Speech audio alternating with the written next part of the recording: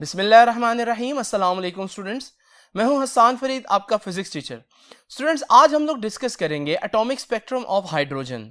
इससे पहले हम लोगों ने डिस्कस किया था कि स्पेक्ट्रम क्या होता है और उसकी इंपॉर्टेंस क्या है और उसकी एप्लीकेशन भी डिस्कस की थी।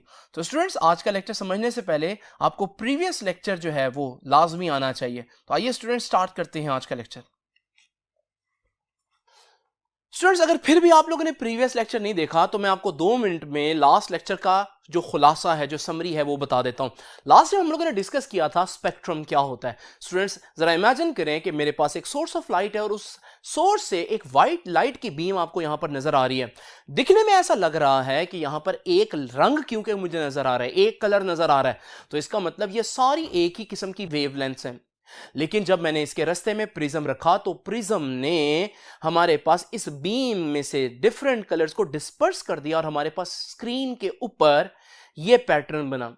और इस पैटर्न को देखकर हमें अंदाजा आया कि वो बीम जिसको मैं एक ही वेव समझ रहा था सारी की सारी, एक्चुअली तो उसके अंदर बहुत सी वेव्स हैं, डिफरेंट वेवलेंथ्स की वेव्स हैं। यही वजह है कि स्क्रीन पर वो डिफरेंट पॉइंट्स पर आ रही हैं। ये जो आप देख रहे हैं, ये डिफरेंट कलर्स बड़े मशहूर हैं। इनमें वॉयलेट है, इंडिगो है, ब्लू है, ग्रीन है, येलो है, ऑरेंज है और रेड है। इसे हम कह देते हैं वेब गाइड। तो हमारे पास ये जो वॉयलेट, इंडिगो, ये सारा पैटर्न आया है, ये हमें बता रहा है कि हमारी जो व्हाइट लाइट है एक्चुअली में वो एक वेवलेंथ नहीं बल्कि बहुत सी वेवलेंथ से मिलकर बनी होती है।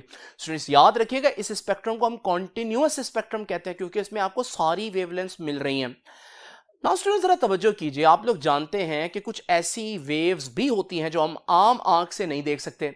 मिसाल के तौर पर इंफ्रारेड, मिसाल के तौर पर अल्ट्रावायलेट। तो अगर इंफ्रारेड और अल्ट्रावायलेट भी थी इसके अंदर तो वो भी प्रिज्म में से गुजरने के बाद बेंड हुई होंगी, लेकिन क्योंकि मैं आम आंख से देख नहीं सकता तो वो मुझे नजर नहीं आ रही। इसलिए मुझे इस स्क्रीन की बजाय कोई ऐसी स्क्रीन लगानी चाहिए जिस पर जो इंफ्रारेड या अल्ट्रावायलेट लाइट भी अगर फॉल करे तो वो अपना इंप्रेशन दे, ताकि मुझे पता चले कि इसके अंदर इंफ्रारेड भी है, अल्ट्रावायलेट भी है। तो स्टूडेंट्स, उसके लिए हम क्या करेंगे, ये जो नॉर्मल स्क्रीन है इसको हटाकर हम एक फोटोग्राफिक प्लेट रख देते हैं। फोटोग्राफिक प्लेट में अच्छी बात क्या है, ये इतनी सेंसिटिव होती है कि अगर किसी जगह पर इंफ्रारेड या अल्ट्रावायलेट भी आए तो वहां पर ये इस फोटोग्राफिक प्लेट को फोगी कर देती हैं। तो हमें वो लाइंस जो है वो नजर आती हैं, जिससे पता चलता है कि यहां अल्ट्रावायलेट, इंफ्रारेड, कोई ऐसी वेव्स भी हैं जो हमें नहीं दिख रही थी आम आंख से, लेकिन फोटोग्राफिक प्लेट के ऊपर वो हमें दिखाई दे रही होती हैं। तो स्पेक्ट्रम क्या है स्टूडेंट्स? स्पेक्ट्रम बेसिकली उस लाइट के बारे में सारी इंफॉर्मेशन बताने वाला एक पैटर्न है। ये जो आप देख रहे हैं ये आपका स्पेक्ट्रम है। नाउ स्टूडेंट्स, जरा तवज्जो कीजिए।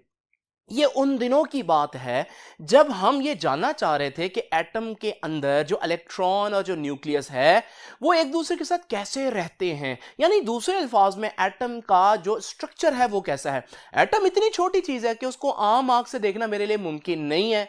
तो फिर मुझे कोई इनडायरेक्ट तरीका ऐसा इजाद करना पड़ेगा जिससे मैं एटम को देखे बगैर अंदाजा लगा सकूं कि एटम के अंदर जो स्ट्रक्चर है वो क्या है। इसका एक तरीका यह है कि क्यों ना बिल्कुल इसी तरह से जैसे मैंने आपको समझाया, किसी एटम से, किसी एटम के सैंपल से निकलने वाली रोशनी को देखा जाए और उस रोशनी को जब हम प्रिज्म में से पास करेंगे, उसका स्पेक्ट्रम देखेंगे, तो उसके स्पेक्ट्रम से हमें आइडिया होगा कि एटम कौन कौन सी वेव्स एमिट कर रहा है। और इस पैटर्न को देखकर हम कोई थ्योरी डेवलप कर सकते हैं कि एटम का जो स्ट्रक्चर है वो कैसा होता है। स्टूडेंट्स, हमारी प्रिडिक्शन क्या है? अब देखें, अभी व्हाइट लाइट आपको मालूम है प्रिज्म में से गुजरने के बाद एक कॉन्टिन्यूअस स्पेक्ट्रम देती है। तो हमारी यहां पर प्रिडिक्शन या हमारी एक्सपेक्टेशन आप कह सकते हैं, हमारी उम्मीद क्या है कि जब आपके पास एटम का कोई सैंपल होगा तो एटम के सैंपल से अगर रोशनी निकले तो उसको प्रिज्म में से गुजारें तो हो सकता है वो भी हमें बिल्कुल वैसे ही कॉन्टिन्यूअस स्पेक्ट्रम दे। तो ये हमारा एटम के स्पेक्ट्रम के बारे में हमारी उम्मीद है बेसिकली। नाउ स्टूडेंट्स, अगर एक मिसाल के तौर पर वो ऐसा करे तो इसका मतलब क्या है? इसका मतलब ये है कि वो जो सैंपल के अंदर मौजूद एटम है, वो एटम्स जो हैं उसमें इलेक्ट्रॉन न्यूक्लियस के गिर्द इस तरह से घूम रहा है कि वो आहिस्ता आहिस्ता उसके करीब आ रहा है, जिसकी वजह से उसकी एनर्जी कम होती जा रही है और वो एनर्जी एमिट करता जा रहा है। जब वो आहिस्ता आहिस्ता करीब आएगा तो वो सारी वेवलेंथ्स एमिट करेगा, और जब वो सारी वेवलेंथ्स एमिट करेगा तो हमारा जो स्पेक्ट्रम है वो कुछ इस तरह से कॉन्टिन्यूअस स्पेक्ट्रम बनेगा। यह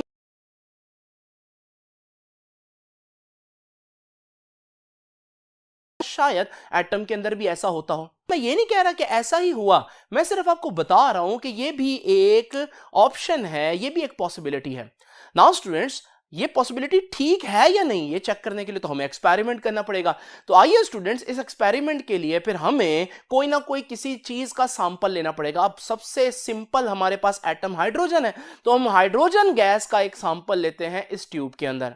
नाउ स्टूडेंट्स, जरा तवज्जो कीजिए, इससे लाइट निकलेगी तो हमें कोई इंफॉर्मेशन पता चलेगी एटम्स के बारे में, लेकिन इससे लाइट कब निकलेगी? अभी तो सारे एटम्स ग्राउंड स्टेट में हैं। ग्राउंड स्टेट का मतलब उनकी एनर्जी बहुत कम है। लाइट तो तब निकलती है जब कोई चीज एक्साइटेड स्टेट से ग्राउंड में आए। तो फिर हमें क्या करना पड़ेगा?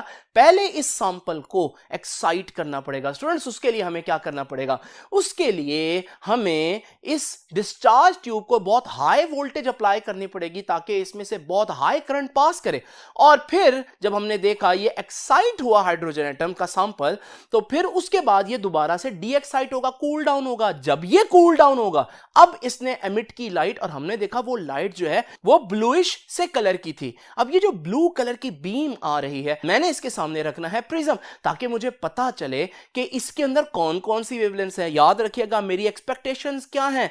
मुझे लग रहा है शायद इसके अंदर सारी वेवलेंथ होंगी, लेकिन स्टूडेंट्स, जब मैंने इस प्रिज्म में से इसको पास करवाया तो फोटोग्राफिक प्लेट के ऊपर मुझे कुछ इस तरह से पैटर्न दिखाई दिया।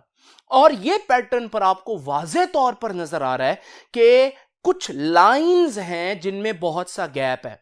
ये लाइन क्या बता रही है? ये लाइन बता रही है कि यहां पर लाइट जो है वो फॉल की है, और फिर ये गैप बता रहा है यहां कोई लाइट नहीं पहुंची, यानी ये वाली वेवलेंथ्स है ही नहीं मौजूद।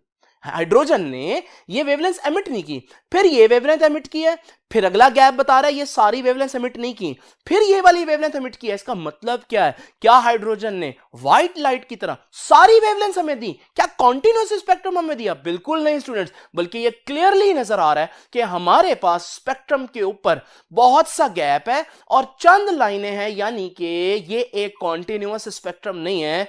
इसे हम कहते हैं कि ये एक लाइन स्पेक्ट्रम है। तो स्टूडेंट्स, सबसे पहली बड़ी ही कीमती इंफॉर्मेशन हमें पता चली कि एटम, जो कि हाइड्रोजन है इस केस में, उससे निकलने वाला जो लाइट होती है उसके अंदर सारी वेवलेंथ्स नहीं होती, बल्कि वो कुछ वेवलेंथ्स एमिट करता है। तो इसका मतलब ये कौन सा स्पेक्ट्रम हुआ?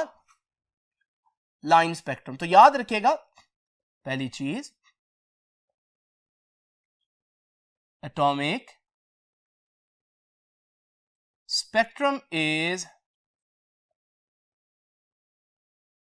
Line spectrum. तो एटॉमिक स्पेक्ट्रम जो है वो लाइन स्पेक्ट्रम है। नाउ स्टूडेंट्स, अगली चीज जरा देखते हैं। यहां पर स्टूडेंट्स, स्पेक्ट्रम के ऊपर कुछ लाइंस की मौजूदगी ये बता रही है कि हमारे पास सारी वेवलेंथ्स जो हैं उस सोर्स से एमिट नहीं हुई। ये जो लाइंस हैं इन्हें हम कहते हैं स्पेक्ट्रल लाइंस। नाउ स्टूडेंट्स, एक और इंपॉर्टेंट बात यहां पर जो हमें देखनी है वो ये देखनी है कि इस इंफॉर्मेशन से अब हमें क्या पता चल रहा है, क्या आइडिया हो रहा है हमें।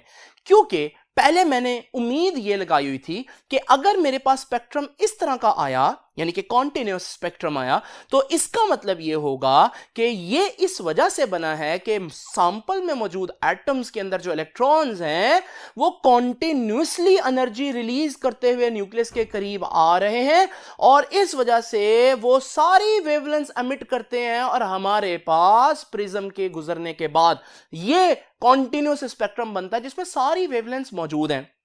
लेकिन ये मेरी एक्सपेक्टेशंस थी, और मेरा रिजल्ट मेरी एक्सपेक्टेशंस के मुताबिक नहीं आया, बल्कि मैंने देखा क्या? मैंने देखा ये कि जो हमारा सैंपल है उससे निकलने वाली लाइट जो है वो लाइन स्पेक्ट्रम दे रही है। इसका मतलब ये है कि इलेक्ट्रॉन एक ऑर्बिट से दूसरे पर जंप करता है, फिर नेक्स्ट पर जंप करता है, फिर नेक्स्ट पर जंप करता है, और energy different specific wavelength release करता है, सारी वेवलेंथ रिलीज नहीं करता।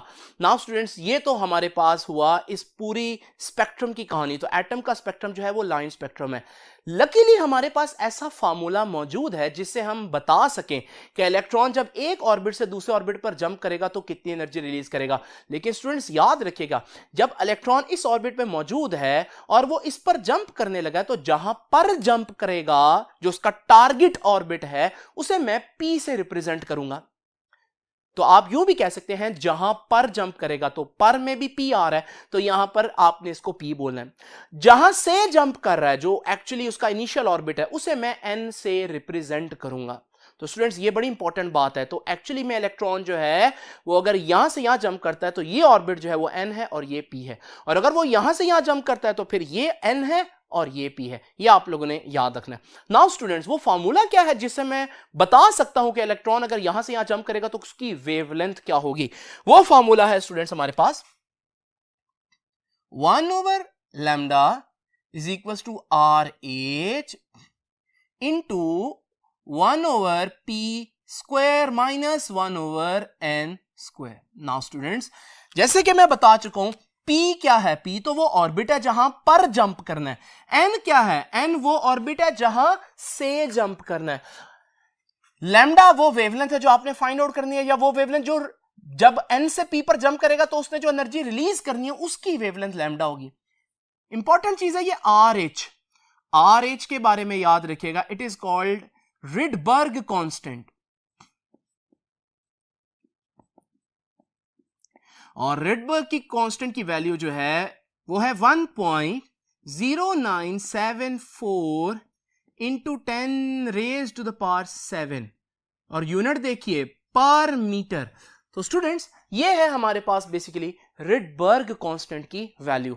तो आपको वेवलेंथ अगर फाइंड आउट करनी है कि दो ऑर्बिट्स में जब जंप होगा तो हमारे पास कौन सी वेवलेंथ एमिट होगी, इसके लिए सिर्फ दो बातें मालूम होनी चाहिए, और वो क्या है? एक तो वो ऑर्बिट जहां से जंप हो रहा है, और एक वो ऑर्बिट जहां पर जंप हो रहा है। नाउ स्टूडेंट्स जरा तवज्जो कीजिए, आइए दोबारा देखते हैं उस स्पेक्ट्रम को। अब मैं इस स्पेक्ट्रम को अगर गौर से देखूं तो मुझे चंद बिखरी हुई लाइंस नजर आ रही हैं।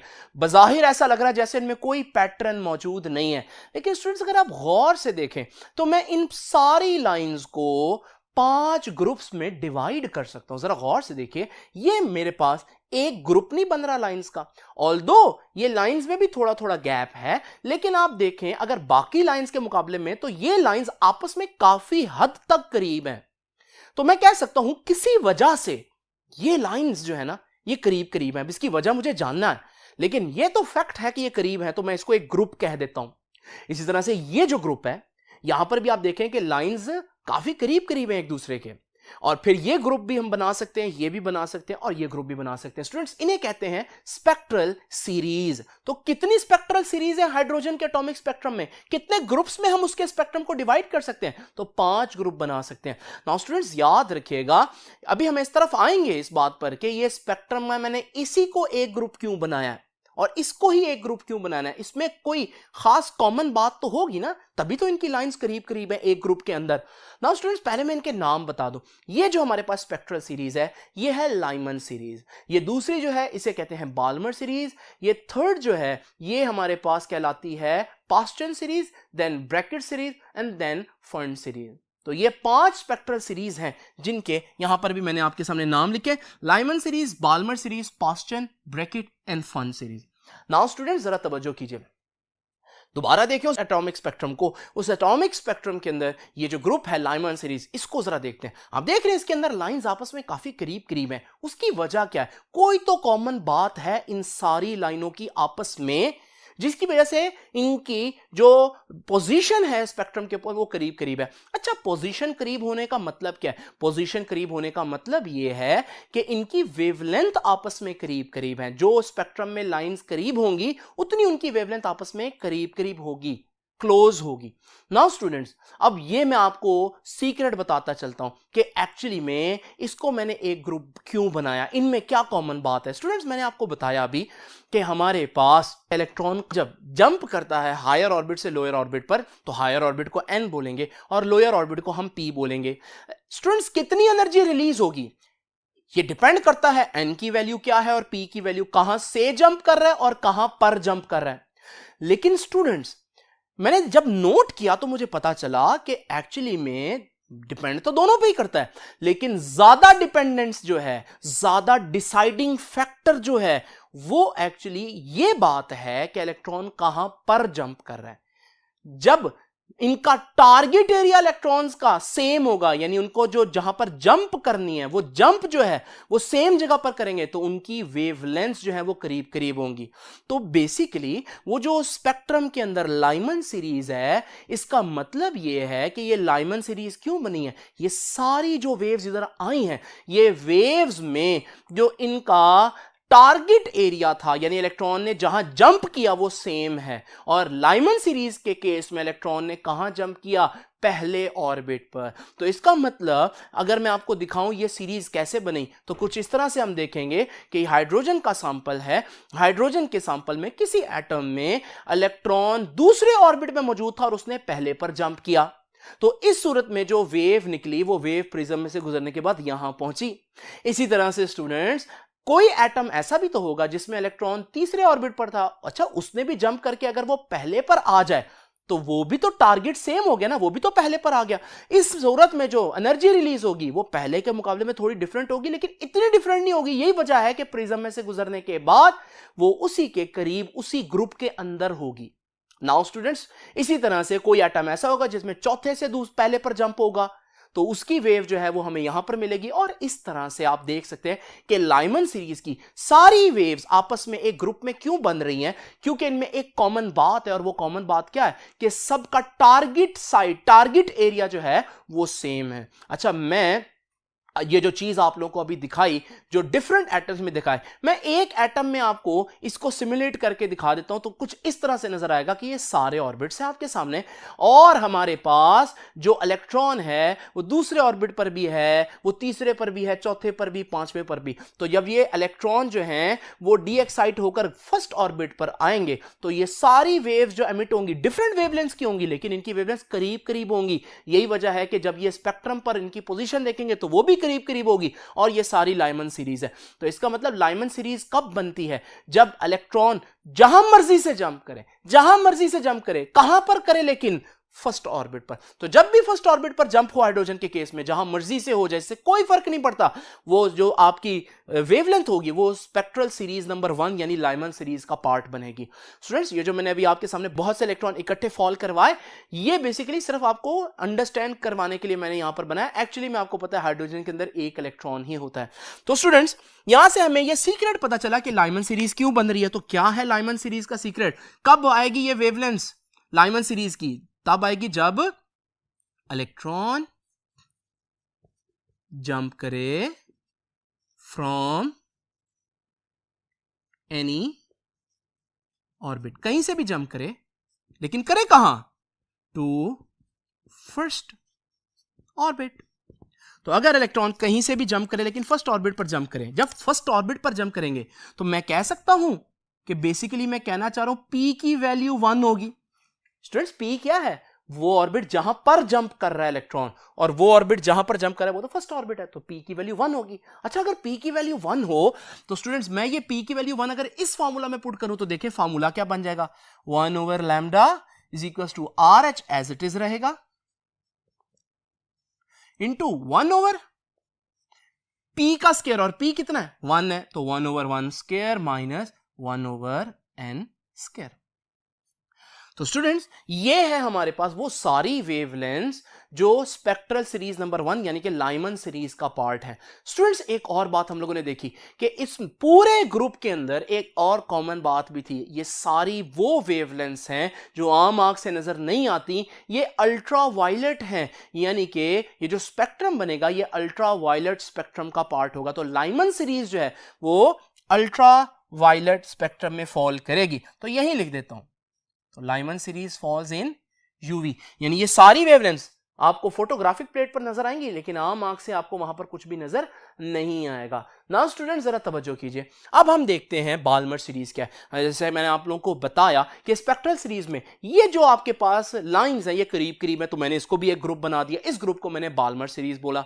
और स्टूडेंट्स, अगर ये लाइंस करीब करीब हैं तो इसका मतलब इनकी वेवलेंथ भी आपस में करीब करीब है, यानी इनकी वेवलेंथ या इनकी एनर्जीज की वैल्यूज आपस में बहुत ज्यादा फर्क नहीं रखती, तो कोई तो कॉमन बात होगी। जब मैंने इसकी खोज लगाई तो इसका मुझे पता यह चला कि यहां पर कॉमन बात यह है कि सारे इलेक्ट्रॉन जो हैं जहां मर्जी से जंप करें लेकिन सेकंड पर जंप करेंगे।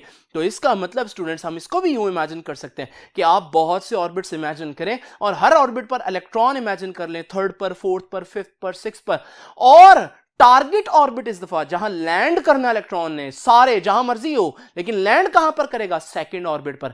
इस सूरत में जब ये सारे ऑर्बिट से इलेक्ट्रॉन जो है वो सेकंड ऑर्बिट पर आएंगे तो आप देखिएगा कि एनर्जीज रिलीज होंगी, थोड़ा थोड़ा फर्क होगा उनमें आपस में, लेकिन इतना फर्क नहीं होगा जिसकी वजह से आपके पास प्रिज्म में से गुजरने के बाद इनका स्पेक्ट्रम के ऊपर पोजीशन भी आपस में काफी करीब करीब होगी। तो क्या कॉमन बात है इस पूरी सीरीज के अंदर मौजूद वेवलेंथ की? इन सारी बातों में कॉमन बात यह है कि इलेक्ट्रॉन जहां मर्जी से जंप करे, कहां जंप करेगा? सेकंड पर जंप करेगा। बाल्मर सीरीज में कहां इलेक्ट्रॉन जंप कर रहा है? Electron jumps from any orbit, कहीं से भी जंप करे, बट करे कहां पर? To second orbit. तो यानी कि आसान अल्फाज में मैं कह सकता हूं टारगेट ऑर्बिट कौन है? सेकंड। जहां पर जंप कर रहा है सेकंड है, तो पी की वैल्यू 2 पुट करेंगे, और जब मैं यहां पी की वैल्यू 2 पुट करूंगा तो आप खुद ही हिसाब लगा लीजिए, फार्मूला क्या बनेगा? 1/λ is equal to RH into P की जगह 2 आ जाएगा तो 2 का स्क्वायर 4, मैं 2 का स्क्वायर ही लिख देता हूं, डिवाइडेड बाय 1/n स्क्वायर। तो स्टूडेंट्स ये है बाल्मर सीरीज। अब स्टूडेंट्स जब हमने देखा ये जो बाल्मर सीरीज थी ये विजिबल रीजन में फॉल कर रही थी, यानी कि बाल्मर सीरीज जो है वो हमें दिखाई देती है।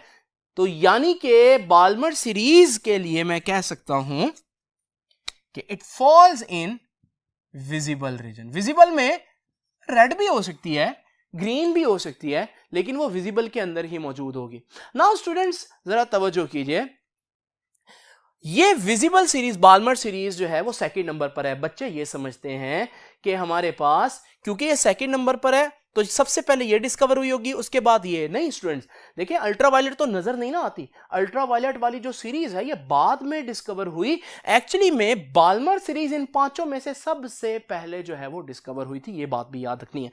ना स्टूडेंट्स अब आपको थोड़ा आइडिया होगा कि पास्टन सीरीज में क्या होगा। तो स्पेक्ट्रल में हमारे पास ये जो पोर्शन आप देख रहे हैं ये बेसिकली पास्टन सीरीज का मैंने ये ग्रुप कर दिया। अब जरा देखिए इस ग्रुप में भी आपको कोई कॉमन बात मिलेगी, और वो कॉमन बात ये है कि टारगेट जो ऑर्बिट है जहां पर जंप करना इलेक्ट्रॉन वो हमारे पास थर्ड ऑर्बिट है। तो अब इमेजिन करते हैं ये थर्ड ऑर्बिट है और इससे ऊपर भी बहुत से ऑर्बिट्स आपको नजर आ रहे हैं और इलेक्ट्रॉन हर ऑर्बिट पर मौजूद है। अगर ये सारे इलेक्ट्रॉन जो हैं वो जहां मर्जी से जंप करें लेकिन थर्ड पर जंप करें तो अब ये जो वेवलेंथ्स एमिट करेंगे वो प्रिज्म में से गुजरने के बाद इस ग्रुप में यानी कि पास्टन सीरीज का पार्ट बनेगी स्पेक्ट्रम में, ये जो आपको नजर आ रहे हैं।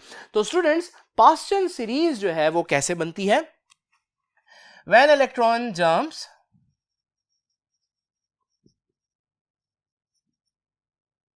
From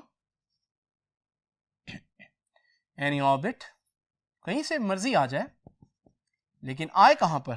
to third orbit. इस सूरत में थर्ड ऑर्बिट है तो पी की वैल्यू 3 होगी। और स्टूडेंट्स ये फॉर्मूला क्या बन जाएगा अब आप लोग खुद ही देख लीजिए, 1/λ is equal to RH into 1/3 square minus 1/n square. Students हम लोगों ने देखा कि पास्टन सीरीज जो है वो भी हमें आम आंख से नजर नहीं आती, ये इंफ्रारेड कैटेगरी में फॉल करती है। तो ये भी आप लोग याद रखिएगा, पास्टन सीरीज जो है वो इंफ्रारेड है। नाउ स्टूडेंट्स ये ब्रैकेट सीरीज देख लीजिए, अब आपको पता चल गया है अगर इसमें फर्स्ट पर जंप हो रहा है, इसमें सेकंड पर हो रहा है, इसमें थर्ड पर जंप हो रहा है, तो डेफिनेटली ब्रैकेट सीरीज में फिर फोर्थ पर जंप होगा। तो electron jumps from any orbit to fourth orbit, और पी की वैल्यू 4 होगी। और जब ये पी की वैल्यू 4 हम पुट करेंगे फॉर्मूला के अंदर, इसी फॉर्मूला में, तो 1/λ इज इक्वल टू RH 1/4 का स्क्वायर माइनस 1/n का square. And then last but not the least, सबसे इंपॉर्टेंट हमारे पास ये बात भी है कि ब्रैकेट सीरीज के अंदर जो रेडिएशन थी वो भी सारी इंफ्रारेड थी। और स्टूडेंट्स इसमें आप लोग जानते हैं कहां जंप होगा, electron jump from any orbit to fifth orbit. तो इस सूरत में p की वैल्यू 5 होगी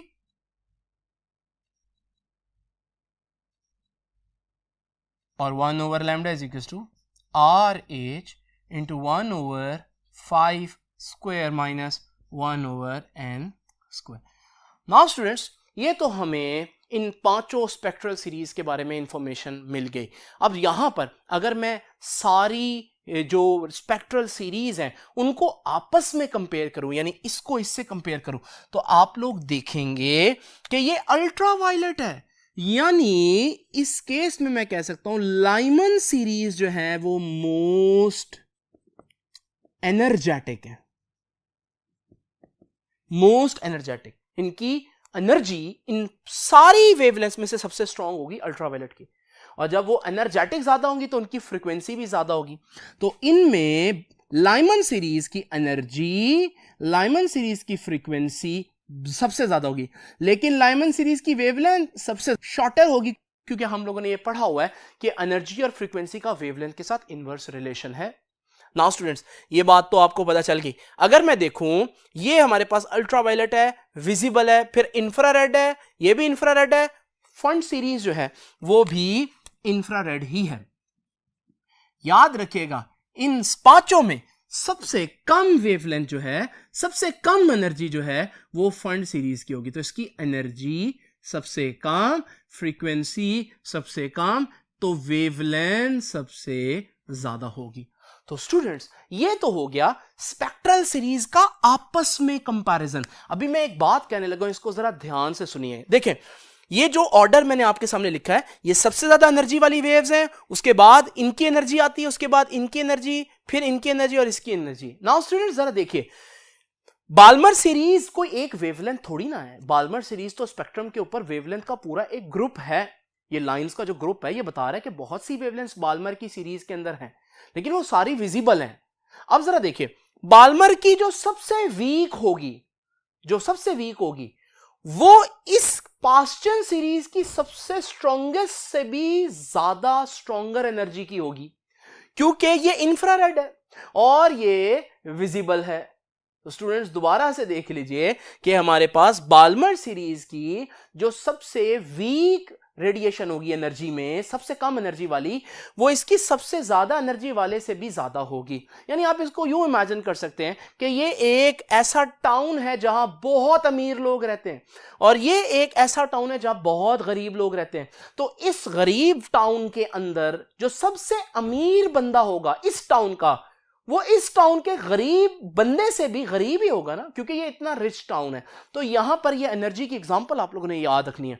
स्टूडेंट्स ये तो हो गया एक स्पेक्ट्रल सीरीज का दूसरी स्पेक्ट्रल सीरीज से कंपैरिजन, लेकिन एक इंपॉर्टेंट चीज है और वो ये है कि मेरे पास ये जो लाइमन सीरीज है, ये तो पता चल गया ये बाकियों चारों के लिहाज से सबसे ज्यादा एनर्जी रखती है, लेकिन इसके अंदर अगर मैं आपस में कंपैरिजन करूं तो कौन सी जो वेव है सबसे ज्यादा एनर्जी वाली होगी। इसके लिए हमें देखना पड़ेगा स्टूडेंट्स कि किस तरह से हम डिसाइड करेंगे किसकी एनर्जी ज्यादा या एनर्जी कम, या वेवलेंथ ज्यादा और वेवलेंथ कम होगी। तो चलते हैं नेक्स्ट बोर्ड पर और ये जानते हैं कि हम ये किस तरह से पता लगाएंगे कि इस पूरी सीरीज के अंदर सबसे मैक्सिमम वेवलेंथ और मिनिमम वेवलेंथ कौन एमिट करेगा। तो स्टूडेंट्स जरा देखते हैं लैम्डा मैक्सिमम, लैम्डा मिनिमम। तो अब जरा ध्यान करें, मैक्सिमम वेवलेंथ, अच्छा मैक्सिमम वेवलेंथ का मतलब मिनिमम एनर्जी, क्योंकि इनवर्स रिलेशन है, एनर्जी के लिहाज से समझते हैं। मिनिमम वेवलेंथ का मतलब मैक्सिमम एनर्जी। अब मैं एग्जांपल लेकर चलूंगा किसकी, लाइमन सीरीज की। लेकिन याद रखिएगा ये कॉन्सेप्ट सारी सीरीज पर अप्लाई होगा। नाउ स्टूडेंट जरा तवज्जो कीजिए, लाइमन सीरीज क्या है? जब इलेक्ट्रॉन कहां पर जंप करे? जब इलेक्ट्रॉन जंप करे सेकंड ऑर्बिट पर, जब इलेक्ट्रॉन जंप करे फर्स्ट ऑर्बिट पर। तो जब वो फर्स्ट ऑर्बिट पर जंप करेगा तो क्या क्या पॉसिबिलिटीज हैं? मुमकिन है कि एक इलेक्ट्रॉन सेकंड से फर्स्ट पर जंप करे, एक थर्ड से फर्स्ट पर जंप करे, एक फोर्थ से फर्स्ट पर जंप करे। अब आपको मालूम है वो कितनी एनर्जी रिलीज करेगा? जितना एनर्जी गैप ज्यादा होगा। मिसाल के तौर पर अगर मैं कंपेयर करूं इन दो केसेस को, जिसमें एक इलेक्ट्रॉन तीसरे से पहले पर जंप कर रहा है और दूसरे में एक इलेक्ट्रॉन पांचवें से पहले पर जंप कर रहा है, दोनों वेवलेंथ जो निकलेंगी वो लाइमन सीरीज में होंगी। लेकिन आप देख रहे हैं पांचवें और पहले के दरमियान एनर्जी का गैप ज्यादा है, तो ये जो वेव होगी इसकी एनर्जी ज्यादा होगी, और जिसकी एनर्जी ज्यादा उसकी वेवलेंथ कम होती है। इसका मतलब इलेक्ट्रॉन अगर फर्स्ट पर जंप कर रहा है लाइमन के अंदर, तो जितना दूर से जंप करेगा क्योंकि एनर्जी गैप बढ़ जाएगा, तो फिर हमारे पास जो एनर्जी रिलीज होगी वो मैक्सिमम होगी, यानी वेवलेंथ मिनिमम होगी। तो अगर मैं एनर्जी गैप बढ़ाऊं तो आपको मालूम है सबसे दूर इलेक्ट्रॉन कहां पर हो सकता है? इंफिनिटी पर। तो अगर इंफिनिटी से एक इलेक्ट्रॉन जंप करे तो फिर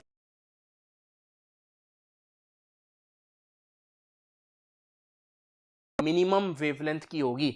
यानी किसी भी स्पेक्ट्रल सीरीज की अगर आपने मिनिमम वेवलेंथ निकालनी है, मिनिमम वेवलेंथ, तो कहां से इलेक्ट्रॉन को जंप करवाना है?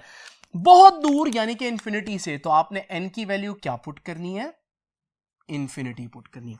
नाउ स्टूडेंट जरा तवज्जो कीजिए, अगर आप चाहते हैं मैक्सिमम वेवलेंथ निकालना, मैक्सिमम वेवलेंथ का मतलब मिनिमम एनर्जी, तो अगर पहले ऑर्बिट पर जंप करना है इलेक्ट्रॉन ने, तो कम से कम एनर्जी कब रिलीज होगी? जब गैप जो है वो कम से कम होगा। और सबसे कम गैप कौन है? इसके बिल्कुल साथ वाला ऑर्बिट देख लें, वो साथ वाला ऑर्बिट सबसे क्लोजेस्ट ऑर्बिट है। यानी अगर दूसरे से पहले पर जंप हो तो ये लाइमन सीरीज के अंदर सबसे कम एनर्जी वाली वेव होगी, और हम ये भी कह सकते हैं कि ये सबसे ज्यादा वेवलेंथ रखती है। तो स्टूडेंट्स मैक्सिमम वेवलेंथ के लिए आप कहां पर जंप कराएंगे?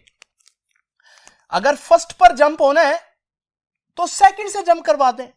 तो मैं कह सकता हूं n कितना होना चाहिए? p+1।